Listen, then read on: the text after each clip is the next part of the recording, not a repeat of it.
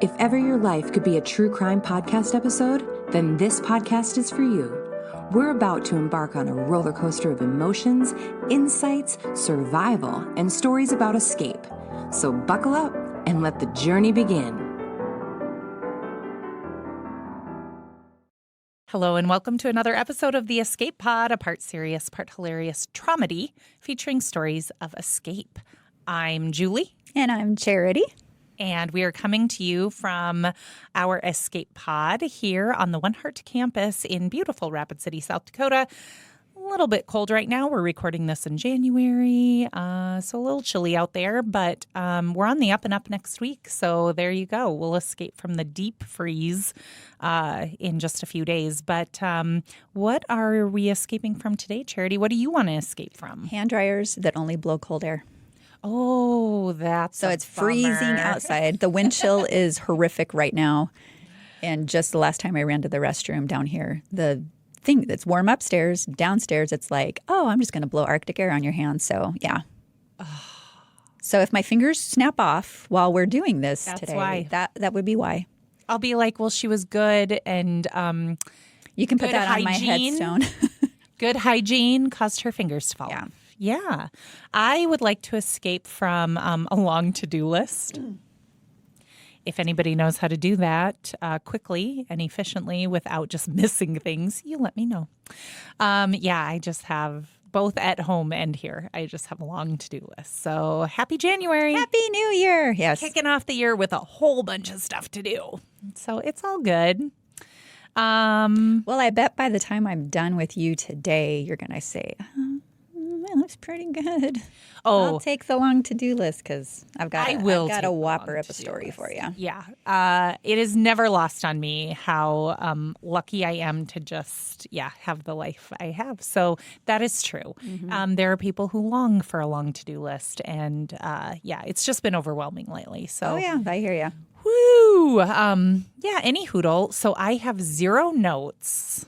I don't think we have discussed. You have not prepped me at all. I did all of this over the holiday and prepped these stories. You only warned me that it was a doozy. Mm-hmm. That's it. Mm-hmm. So I hope there's a little. I kind of like that. So I'm going to test your journalistic skills today. Oh, geez. Okay. And you can, just see if you're picking up on some things, especially the one we're going to do probably next episode. Okay. But they're both incredibly interesting, and both of them, but, focusing on the one today,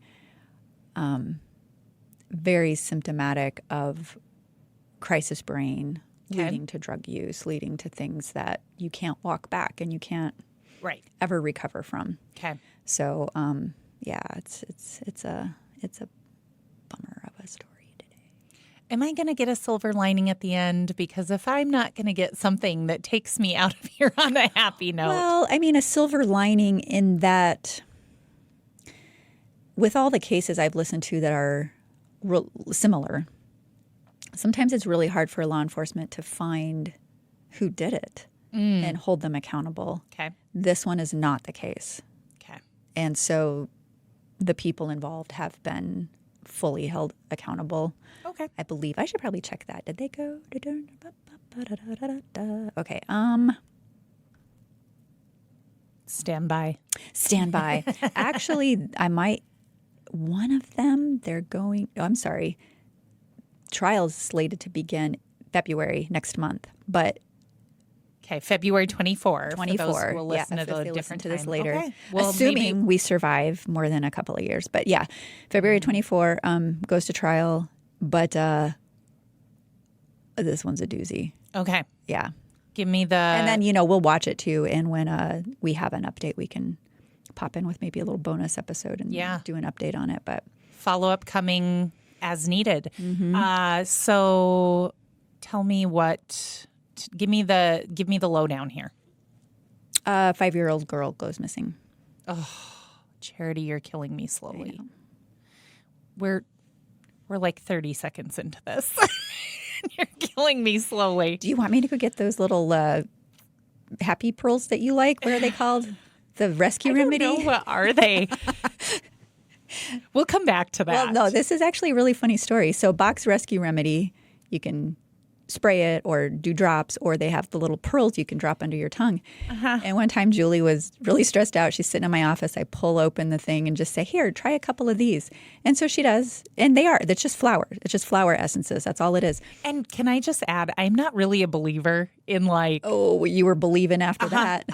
Like, I don't like lather myself in essential oils. Not that I don't like them, but I'm not convinced like all the things cure all the things. You know what I mean? And part of it's because a lot of people I know who use all the things. Some of the things cure some of the things. Exactly. Yeah. Like it's not that I don't think they can help you. Don't get me wrong. But I know a lot of people who use all that stuff all the time, and they have more problems than I've ever had in my life. And so I'm always kind of like, I don't know, like if you like the smell or if it makes you feel a little better, like go for it. Like I don't care. I think it's a culmination of things, right? Like a long time ago, I had a really good friend who owned an organic grocery store. Sure. And she was very careful with what she put into her body. And, and so are we. Like that's kind of where our connection stemmed from. And then she was talking about some pretty serious problems in her personal life. And I just made the comment about all the stress that you're under in this. Like it's not going to really matter. I mean, you still want to take care of your body. Yep. But cortisol is way worse on your body than non-organic food in some cases. Yeah, so like you have to, this isn't going to be your magic bullet that's going to fix all these things. And that really stuck with her. So yeah, I think that's a fair, yes, that is a fair point to make. So so I'm just pointing out, like I took it because I was like, it's not going to hurt anything. Yeah, not going to hurt anything. But I wish I would have been, if I had anticipated the look on my face, the chain reaction, I would have recorded it because I don't think I've ever laughed so hard at you. And it's because when Julie is really rolling with laughing, her laugh is so contagious. I was losing it. It was so funny. So 10 minutes in maybe, and I don't know, there's several people in my office. We're talking about something and she was stressed out. So she pops the little beads and then 10 minutes later, she's like leaning over my desk, like elbows down, like she's melting. And she just starts laughing and her eyes are glassed over and watering. And she I just remember being like, can I just take a nap now? Like, what is in that? Like, what just happened? You drug me? I could just curl up right here and go to sleep. Like, talk about relax me. Funny. Yeah. It was like, boom. Okay, it was wild.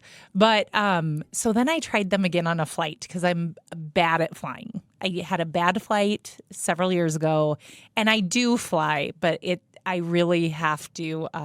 It gets me really worked up, and it kept being delayed. And I got to the point where I'm like, I can't take any more of these little tablets. That's probably not healthy either. And so by the time I was on the flight, and it was okay. It was a good flight, so it was okay. But yeah, I was like, if that's what those things do, like pop a pill before you hit the jet, you know what I mean? Like, amen, I'm in. And so I did try it once, and then we just had so many delays. It didn't work very well. But that particular day, I don't care if it was the placebo effect or real. It did relax me. It did calm me down to the point that I could have taken a nap. And for the record, we are not being sponsored by Box Rescue Remedy. No. Just anecdotally talking about what happened in my office one day. It was pretty funny. Okay. But we would be. So we don't have them here. I'm gonna listen to the story and you can always text Kelly and have her run them down because she knows where they're at on my desk. Good to know. I'll let you go on with your stash. story. Okay. Yeah, I might need them after this. Right. This is a hard one. This is a hard one. This is a hard one. But the thing is like, I've seen these people now and I've watched interviews with them and it's like my family. So I think that's why it resonates. So while I can't, obviously I'm still alive, I can't relate to this story. Sure. But it just reminded me of that. Okay. Yeah. Okay. So, okay. All right. Little Kamarie Holland, December 13th, 2021. And this is in Columbus, Georgia, Muskogee County.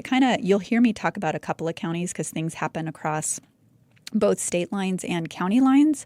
So it's just kind of right on the border there between Georgia and Alabama, I think. So Columbus, Georgia, Muskogee County is where this starts. 5-year-old Kamarie Holland goes missing.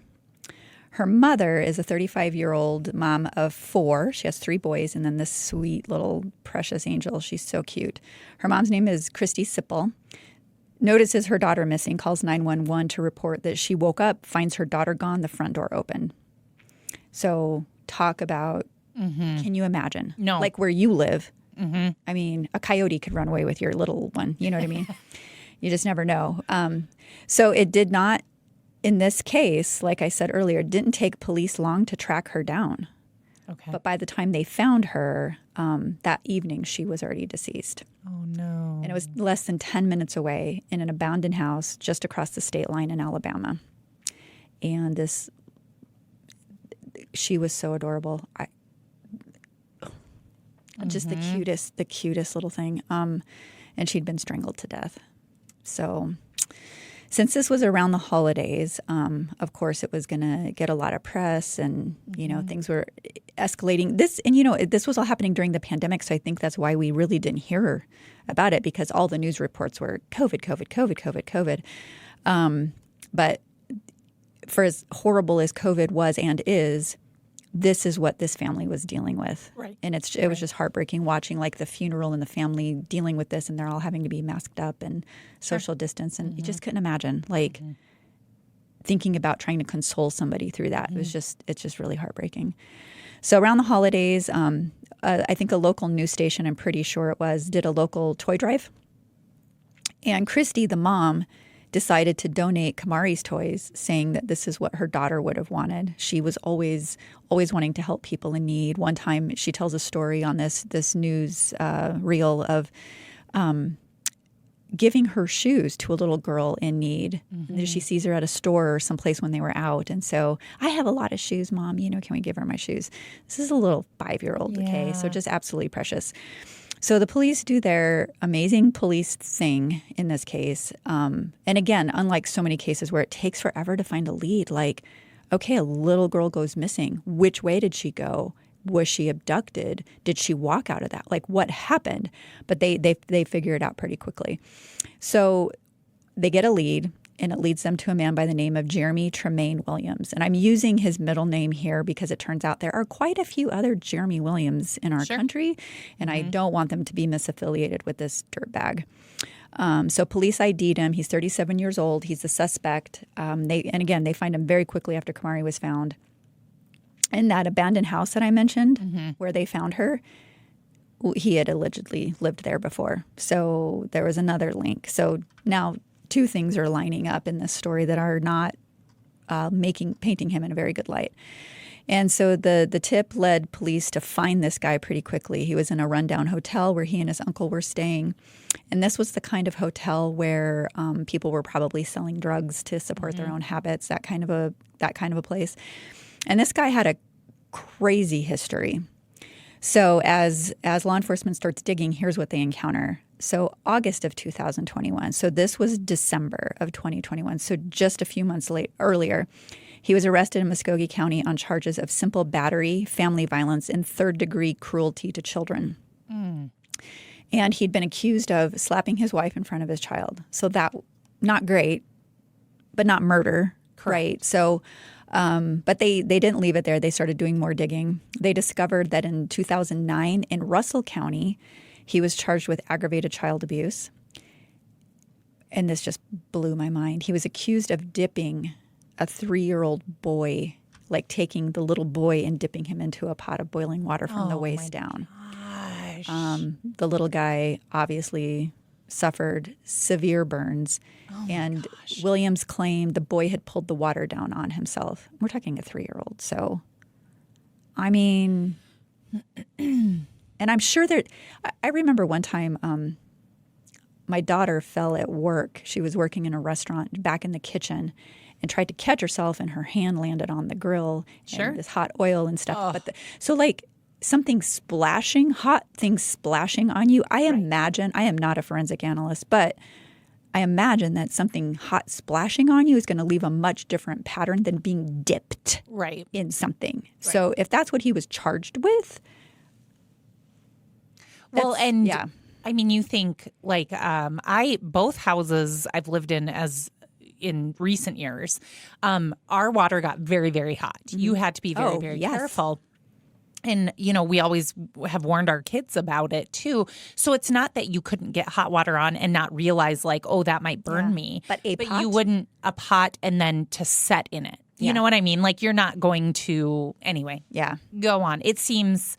We're saying it seems not very plausible. Yeah. So somehow he weasels his way out of this one. He was acquitted after 3 years of fighting this due to lack of evidence. So when your best witness is 3 and traumatized. Sure. Yeah. Okay, well, they keep digging. Way back in 2005 now, a 1-month-old baby girl was murdered by blunt force trauma in North Pole, Alaska, Eielson Air Force Base. Her name was Nadia Trinice Williams. Yep, it was his daughter. So he'd been stationed out there up in Alaska, and authorities think that she was beaten to death, but he was never charged or convicted. But I will tell you, due to Kamarie's story, that case, they've reopened that case. Okay. So hopefully they can find some things that link him to that. But so clearly he's got a thing against children. Yeah. For whatever reason. I couldn't find a lot into his history on what created him and these behaviors. I couldn't find that. But now I'm going to take a tangent because right around the same time that Kamarie went missing, another woman comes forward with a story that happens at the same time within like hours. Okay. So around the same time of Kamarie's death, an unidentified, they won't release her name to protect her, which is fine. I wouldn't want that released about me either. 31-year-old woman claims she was sodomized by Williams the night before Kamarie's body was found. And she claims that, and she probably had no way of knowing what had happened at this time that she was making the report to the police, but she claims that Williams was calling her by Kamarie's name.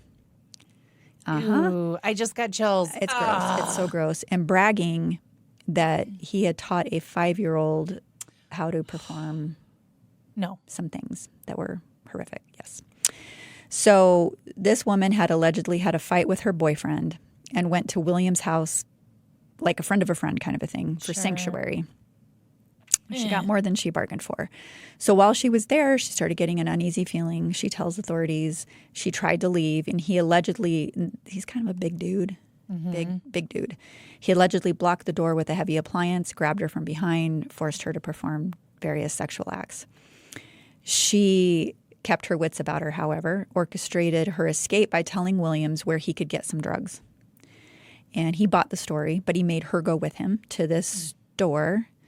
And, sidebar, I know that sounds crazy going to a store to get drugs, but I think I've told you the first and only time I ever snorted anything, that the dealer was an employee at a local gas station. And when you know somebody and they sell you right over the counter and you go into the bathroom and you do your thing. So it's totally possible. Like today, I wouldn't know anybody, of course, but, this was many, many, many years ago. I think I was probably 18, but so this is completely realistic to me. Made her go with him to the store, and presumably somebody there was selling drugs. Those are the dots I'm connecting. Could be just because of my experience. Who knows? But they were there. She said she needed to use the bathroom, but he made her give him her cell phone. So she had no money, no phone, no anything. But she had a second phone somehow hidden on her. And so she willingly gave him her cell phone, went to the bathroom, called for help while locked inside the bathroom. So now the police have these two incidents, both involving Williams back to back, and now they have him. Okay, now law enforcement is also going to always, like, everybody's a suspect at first, right? Even the reporting party. Like, how are you, especially if you're in any way affiliated with the people involved. So they also interview Kamarie's mom. And I can't imagine having my daughter go missing, knowing this is what happened to her, and then being thought of as a suspect, right? But this is what was going on. And so it was announced by Russell County Sheriff Heath Taylor is his name, that Christy had some sort of relationship with Williams. So they started digging. They're looking at cell phone records. They're looking at all these different things, and they were able to link the two of these. So mom knew Williams. Sure. Not sure if it was sexual. I mean, maybe not, but most likely probably drug-based because of So mom had some issues in her past that resulted in Kamarie's father having actual custody of the little girl. Okay. And so Christy could only see her daughter on weekends, and those visits were supposed to be supervised, according to a documentary that I watched on this case. Christy had also been charged in the past with abuse of a fetus, doing drugs while she was pregnant with one of her sons. So all of this makes this next part really interesting because I watched an interview by a local news outlet who, again, it was during that toy drive thing I told you about earlier. And she talks about how amazing and sweet her daughter was. She's crying, she's speaking through tears as she says this. And then she just takes a left turn and says, life is short, keep your loved ones close, and I am innocent. I have nothing to do with my daughter's disappearance or murder. And I'm going, I just watched it and went, oh, weird. Weird. Now, not that I'm defending this woman, but in her defense, in a way, she also had made references to people on social media being really mean to her. And I can relate to that. We have some people in our community that use social media as a shield and just they can say whatever they want because they don't have to look you in the face. Right. So I don't know what her life was like or what she was being subjected to. So it could have been she was saying this because she'd been abused, stalked or bullied through social media. I don't know. I just thought it made my eyebrow go up for sure. And maybe she just felt the need to defend herself or, who knows. And then I also think, with this possible drug connection to Williams, was she using? And she was just kind of all over the board. I mean, who knows? Also, I understand people grieve in different ways. So who knows? But as it turns out, I wasn't the only one who thought that some of the mother's behavior was strange. So the investigation continues, and according to later court records that came out, Christy and Jeremy Williams had a transactional agreement to either rent out or sell Kamarie for sexual abuse means. The amount of money that exchanged. The moment you said agreement, I was like, I know what's coming. Yep. So the amount of money, or if it was drugs, whatever, like the currency was never disclosed or the amount of the currency.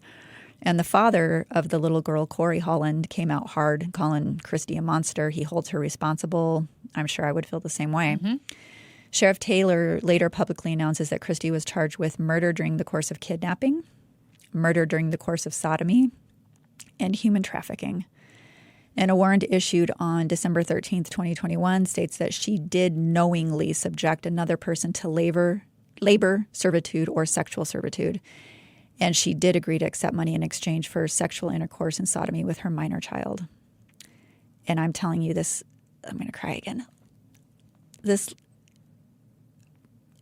She was so precious. Just the cutest little thing. So they're both dirtbags. Williams was charged with capital murder, kidnapping, capital murder during rape, capital murder during sodomy, and production of child pornography and abuse of a corpse. I'll let you connect the dots because I can't. I'm just not. So remember that toy drive I mentioned? Same interview.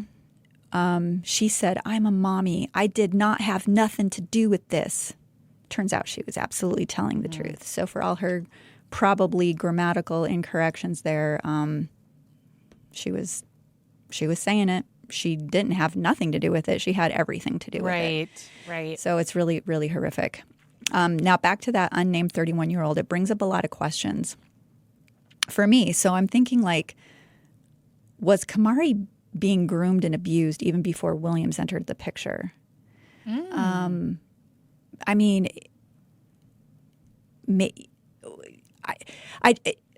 I understand drugs change people. I mean, we've had people on our campus that, mothers have gotten their children back and then they relapse and they lose their children and they're just, You have the one quote. I know you know what I'm talking about. Like, how can my love for my children not be enough to make me stop abusing drugs? Right. They want to stop abusing drugs consciously. Yeah. But their brains are so damaged and, just wired to need that drug that it overrides that maternal instinct, which is one of the strongest forces that there is, right?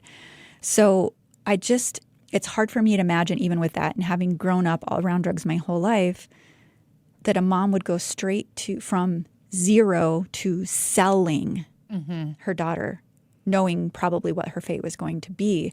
So it just makes me wonder if there was this, I'm going to let my girl spend some time with this guy in exchange for money to feed my drug habit. And then she comes back and it's all okay. It's all okay, sweetie. And then I can send her to her dad and, blah, blah, blah, blah, blah. Doesn't have to really face it.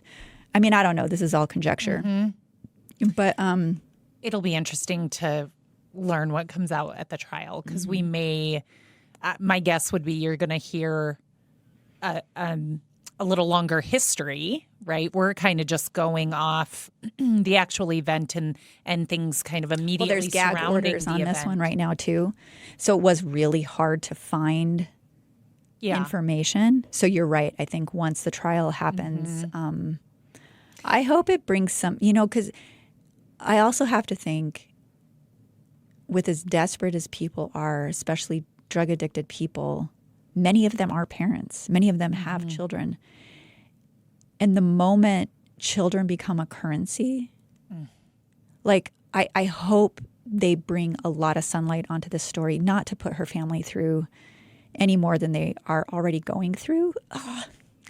Well, but to bring awareness to it, so that if that is what's happening in the dark underbelly of our society, that, I don't know, maybe we can figure out a way to stop it. But well, it does make me think that, and I think something we can bring to the larger audience here is, Chad, our transformation director here on campus, has talked about it before, done training on, he's been in trainings about human trafficking, or trainings where one of the sessions was about human trafficking. And I know it had that's a hard impact. Those are hard trainings. We've known people who have gone to trainings and come back and not wanting to do this job that they were doing because they couldn't, the thought we've lost staff through training. They're just like, because oh my gosh, it traumatized or re-traumatized our people are going through. Right. Yeah. And it can be really hard. And that's not telling people not to go to these trainings, because they are super important, especially if you're working in human services. But I remember Chad saying, the thing people need to really remember is what you imagine, or what you maybe see just on pop culture and that kind of thing about, where your mind goes about what human trafficking looks like, is often not what human trafficking looks like, and I'll just give you one of the examples. So people imagine a group of girls being locked up in the back of a van. Not saying that's never happened or couldn't happen, so don't take that. But he's one of the examples they gave was a girl going into a dressing room in a store, and the dad, quote unquote, dad who's with her is not the dad who takes her away from the store. Oh my God. That is the dressing room is the drop. Basically, Are you freaking kidding me? That was one of the examples that was shared. Oh my God. And so, when I actually really like when I go into a convenience store when we're on a road trip, and you go into a convenience store and you see the posts and you see the posts on the back of the door in the bathroom, and I'm like, that's brilliant. The ones I see are always in Spanish. I can read them, but I'm like, I've seen both. Yeah. I've seen both. But I do think, I think what we can take away from this is just recognizing that sometimes what we think, if it feels weird, if it seems off. Don't be polite. Yeah. You can see something, say something. Take out that's a their freaking thing. Bullhorn, point. Scream, call authorities, and so what if they think it was a false alarm? Yeah. I would much rather it be a false alarm. And I think anybody in this day and age would, and that someone's willing to stand up and say something. I just think our minds want to kind of go to, like, how could a mom be the one responsible for trafficking her child? Well, but they can, you know. there are a lot of broken like people you out say, there. when the person has, you know, there's extenuating circumstances here. She's not in her right mind. It is not an excuse, but it is an explanation. She's not in her right mind. Who knows? And again, and maybe we'll learn through the trial, are there other mitigating factors? Had the mom been herself treated like this as a child? Well, I was going to say that, you know, talking to some of our guests, our clients on campus, and just knowing their stories, especially sexual abuse by a family member, it is so prevalent in our demographic here. It just is. And you have a whole generation of moms and grandmas who endured that, and now it's happening to their daughters and granddaughters. And it's like, well, it happened to me and I turned out okay. Right. So she'll be fine. She'll be fine. Just don't deal with it. You know, again, don't talk about it. If you don't talk about it, it never happened. If you don't talk about it, it's not traumatic. If you don't talk about it, it doesn't mean anything. And, you know, I grew up very much that way, where if you don't talk about it, it's just not a thing. And we're just going to pretend, and we're going to have this surface level conversation. And if we don't talk about it, just don't look over in the corner. It's, you know, and it's always there. Yeah. And it's just heartbreaking. Yeah. So I don't, again, with the gag order, I don't have a ton of details for you, but I will keep an eye on this one because, boy, I hope these people get locked up if they're guilty. But there's some pretty good with what they have released and what the sheriff has come out saying. It looks pretty.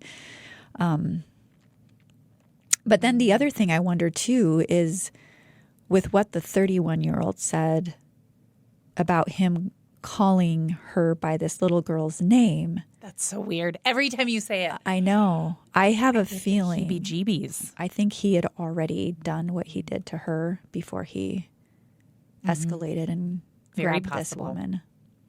So anyway, yeah, my next notes, you've already talked about it. So like, had Christy been subjected to sexual servitude as a child, you know, again, not that would be an excuse. But was it solely for the benefit of drugs or money or both or whatever she was needing or attention? I mean, she got 5 minutes of fame out of this and was the grieving mother on all the news outlets and put on a pretty damn good show. I mean, she was really pouring it on thick.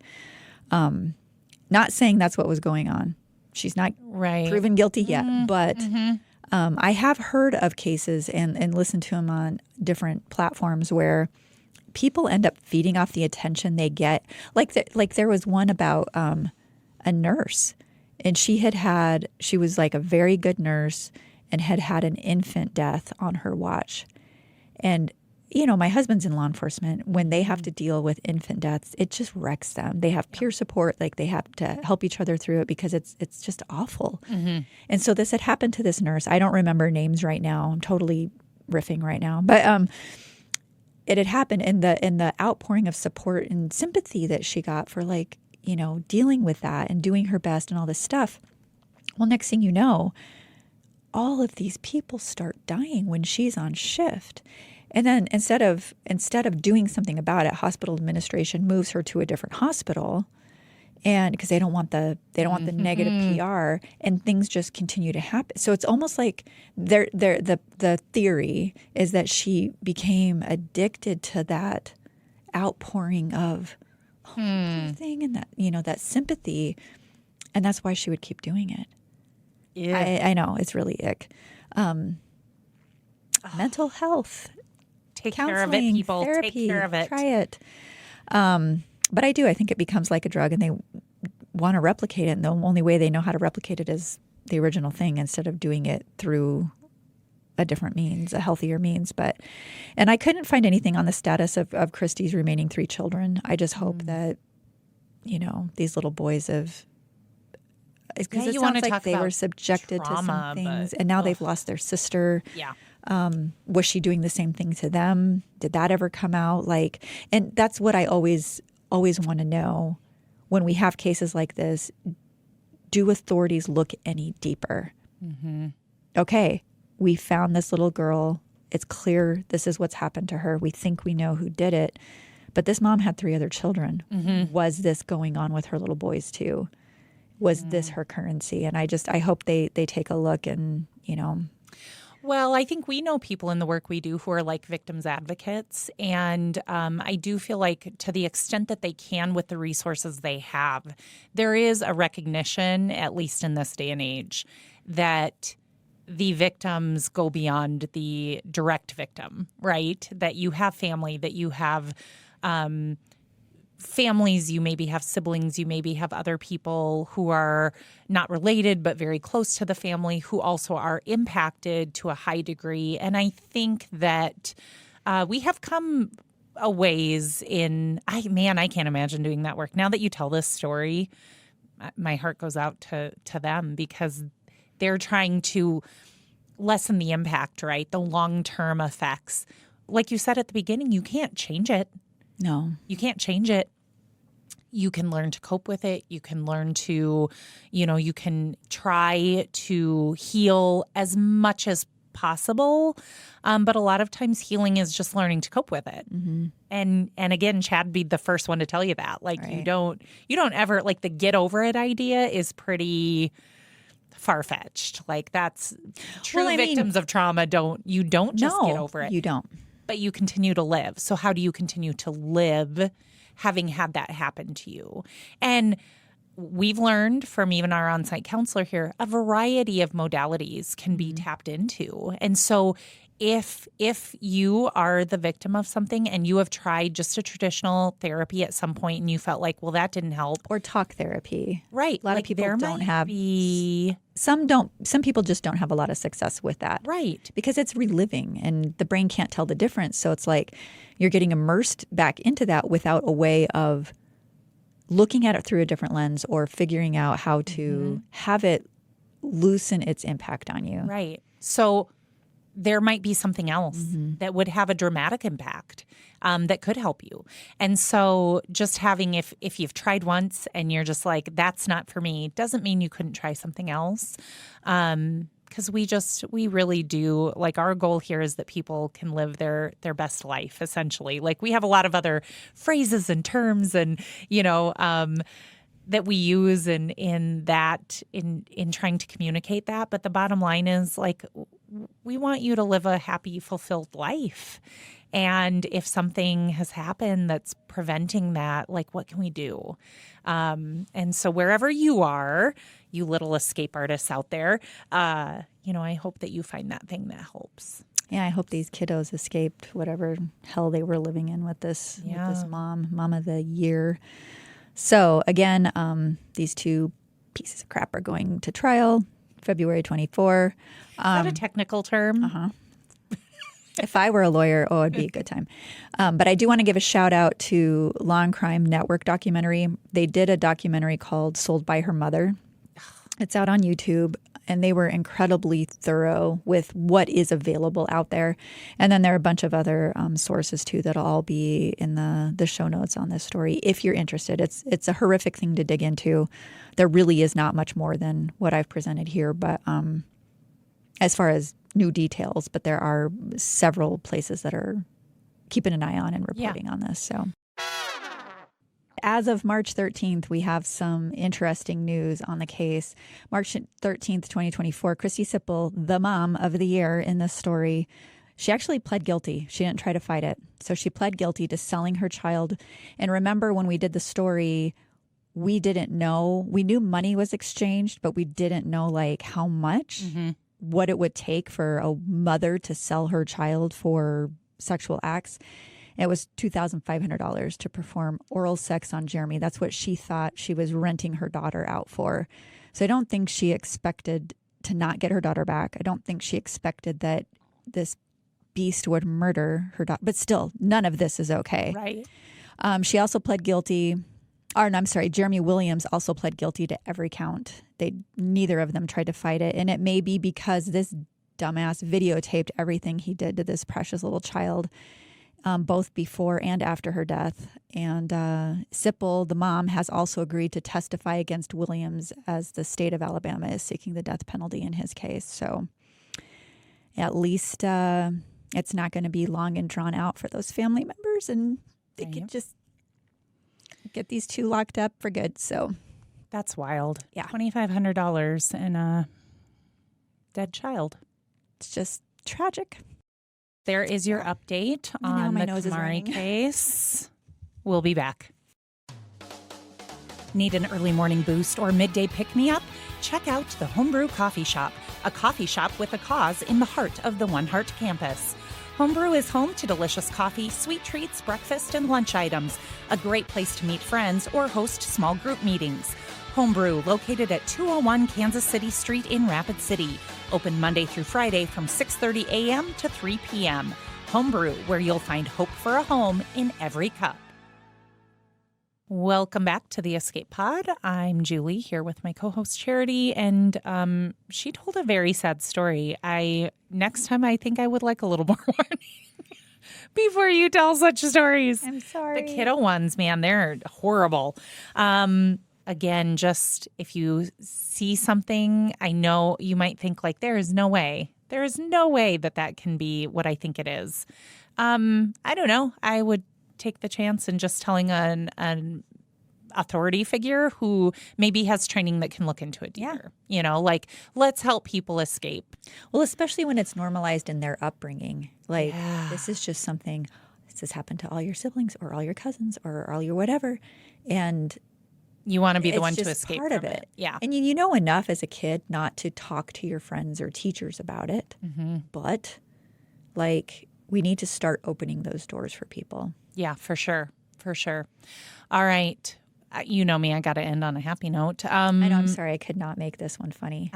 Well, no, it's not funny at all. So we'll just, are you going to escape to a funny place? Are we going to a comedy show or something? Place. No, not a comedy show, but our coffee shop on campus, a new vendor approached our manager over there, and all she does is bake gluten-free desserts treats? And pastries. And so, and I have celiac, so I'm all for, and Alyssa has always been great about having a couple of gluten-free things for me. And other people buy them too, but, you know, mostly for me. Anyway, so I go over to the coffee shop just before this, and she's the new vendor gave us samples of these gluten-free things. So there's like gluten-free blueberry muffins and chocolate chip cookies and these oatmeal chocolate chip bars and cinnamon rolls. And so I'm going to escape to the box of treats to see sitting what on my we're gonna desk do right about now. And they're beautiful. Like, very cool. It looks like this woman has. And so I did nibble on something just for lunch because we didn't have time to have lunch today. First one, big fan of. You had a bite too. It's very good. It's like a no-bake cookie.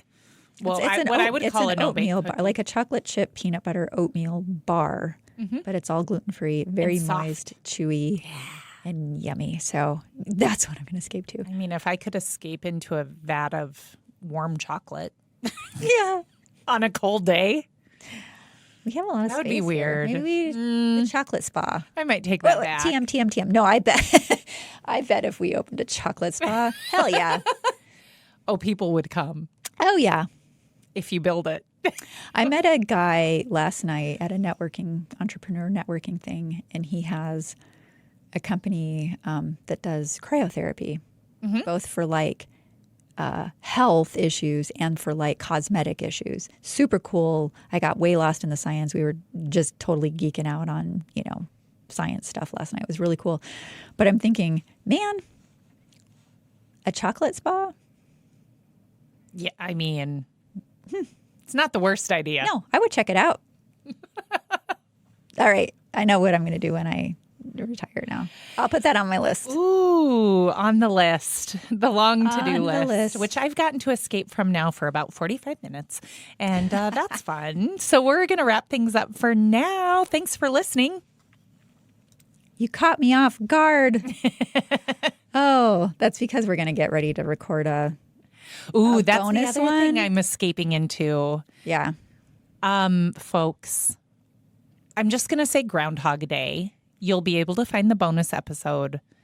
So by the time you hear this, it'll be well after Groundhog Day. Go back and listen if you haven't listened yet. So that's really what I'm escaping I into, was sitting, I'm going to tell episode. you, just a little teaser. I am sitting in my bed with my laptop writing this story, and I am cracking up. And my son was home from college. He just left yesterday, and he comes in and he's like, "What are you doing?" And so I started reading him things, and I'm like you with the little pearls. I was laughing so hard. Anyway, I hope it delivered.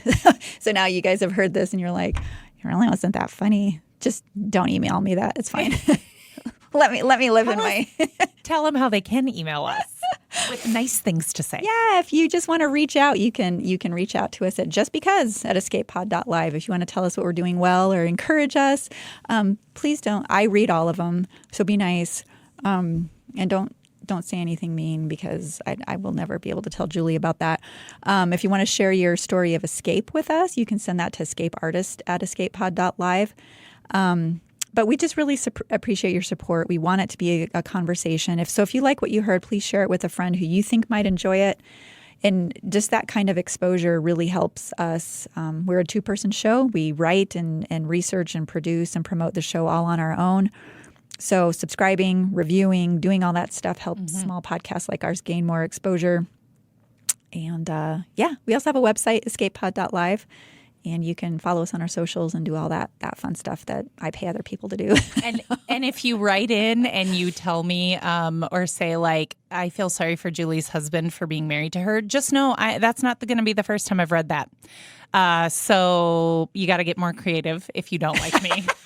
She's got a list from being a news anchor. Yeah. People can be assholes. They can be mean. And I will say, most of what I received were not nasty grams, but you do always remember the nasty grams. Oh, yeah. Yeah. We are closing the hatch on this episode of the Escape Pod. Remember, trauma may be inevitable, but how you grapple with it really is optional.